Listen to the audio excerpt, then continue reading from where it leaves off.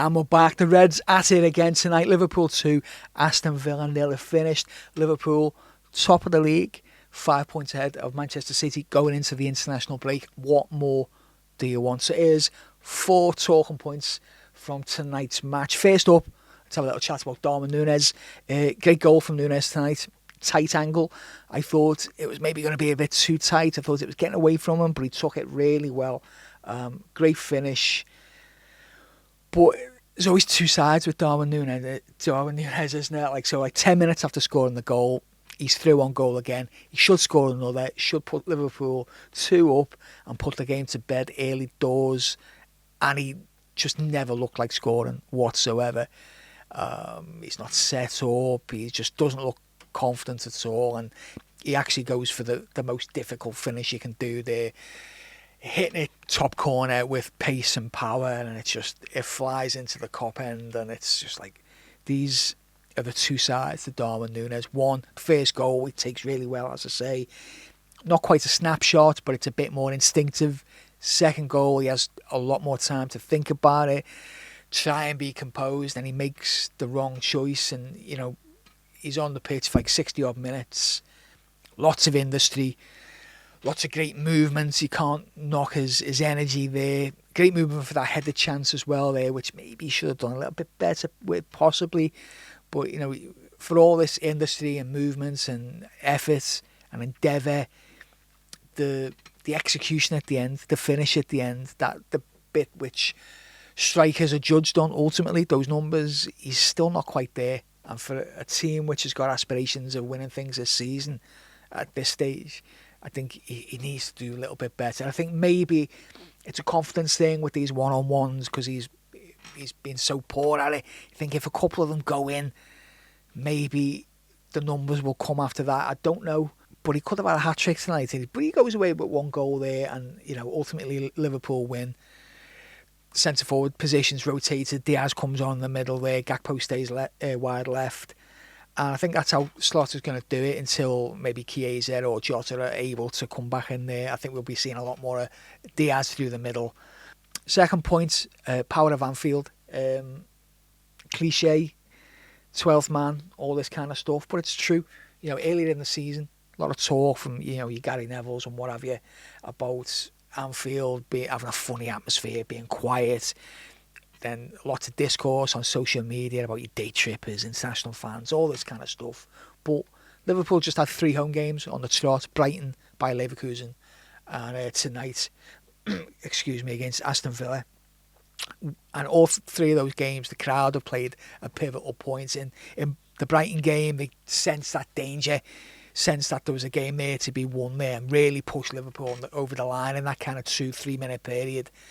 When Liverpool reversed the scoreline, they were fantastic. Second half against Leverkusen, it was the typical, the cliched Anfield European night. They really raised the game there. And then tonight, they were on it, not just being loud for a lot of the game, but also trying to influence the game, trying to be that 12th man, whether it's encouraging Liverpool or whether it's making sure that Aston Villa aren't able to waste time at the back, aren't able to take the sting out of the game, putting pressure on the goalkeeper in the back 4 whenever they're trying to take their time, as I say, to take that sting out the game. Liverpool fans were having none of it, and they were on top of them. Talking point number 3 is Liverpool as the counter-attack kings. Now, for all the control and possession Liverpool had in the game, they looked the most dangerous when they kind of looked at that kind of 2019 version of Jurgen Klopp's Liverpool, the team where they can go into that red mist and destroy teams on the counter, especially from corners. And we saw glimpses of that again tonight. Some big counter-attacks there, Nunez and Salah both could have had a couple more from them there, but ultimately the game was decided on the counter. Even though Aston Villa have got a set-piece coach, they look terribly naive, when they're attacking with a corner. Liverpool picked them off. Probably could have had a few more goals from those counters, but as I say, they looked so dangerous there.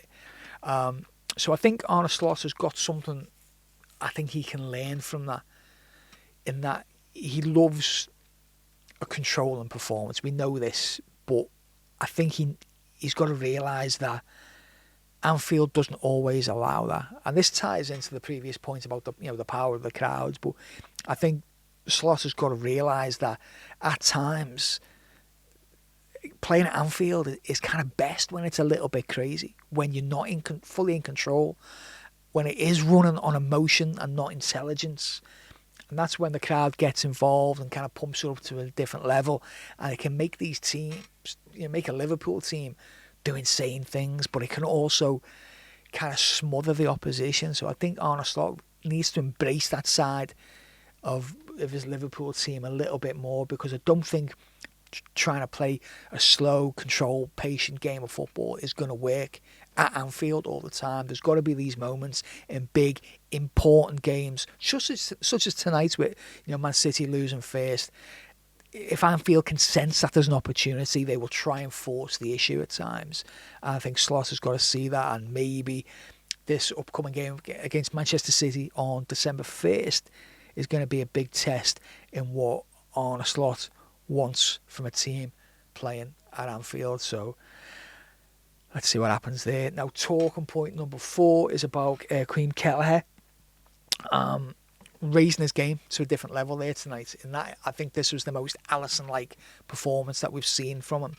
In that, Villa had some chances, they threatened a little bit, but Kelleher didn't really have much to do in terms of making saves. And then around 37 minutes, I think it was, he made 2 fantastic saves in the space of a minute. I think they were both from corners. One he tips over, another one is a bit more of a reaction save.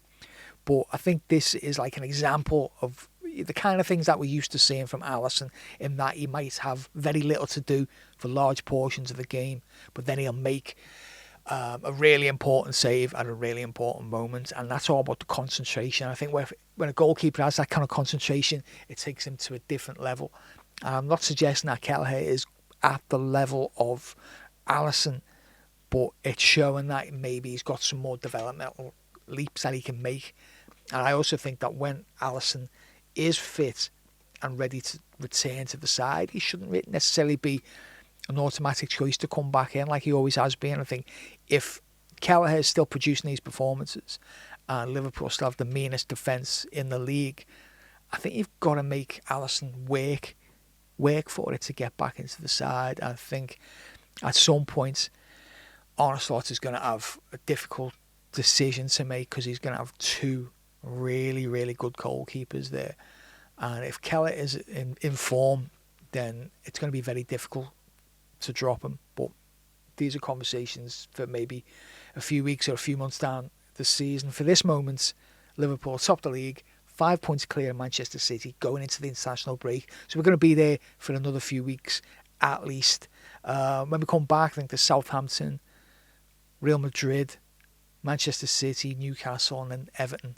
So there's a big couple of weeks there.